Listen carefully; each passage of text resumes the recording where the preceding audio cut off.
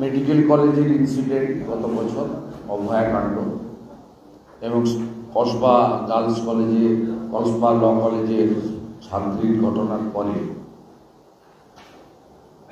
আপনারা এর আগে যেমন হেলথ সিন্ডিকেট দেখিয়েছেন, অনেক ইস্যুতে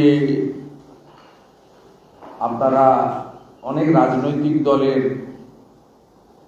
বিরোধী রাজনৈতিক দলদের যে কাজ বা কর্তব্য ছিল তারাও যেমন পালন করেছে, সাথে সাথে আপনারাও কিন্তু খুব একটা কম ভূমিকা নেননি এই অধঃপতিত বাংলাকে উদ্ধার করার জন্য।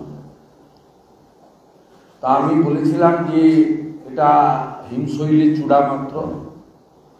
মনোজিৎ আর কি সব জয়ে তিনজনের নাম ছিল।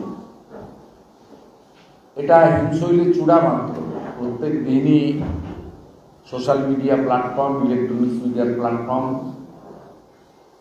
নানা বিশ্লেষক, আলোচক, রাজনৈতিক নেতা নেত্রীদের মুখ থেকে নানা কলেজ, নানা ঘটনা আসছে এবং বেশ কিছু বহুল প্রচারিত ইলেকট্রনিক্স মিডিয়া তারা কার্যত এটা নিয়ে লেগে আছেন এবং মহামান্য উচ্চ আদালতও এগিয়ে এসেছেন।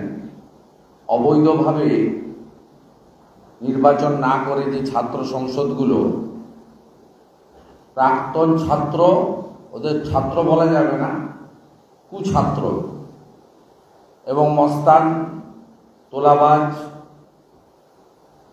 যত রকমের অপসংস্কৃতি আছে, এই যত সমস্ত চরিত্রের মধ্যে ভাইরাস যেগুলো চারিত্রিক গঠনকে ক্ষতি করে, সেই সম্মিলিত কলেজের তথাকথিত ছাত্র সংসদে তালা চাবি লাগানোর ব্যবস্থাও কলকাতা হাইকোর্টকে করতে হয়েছে।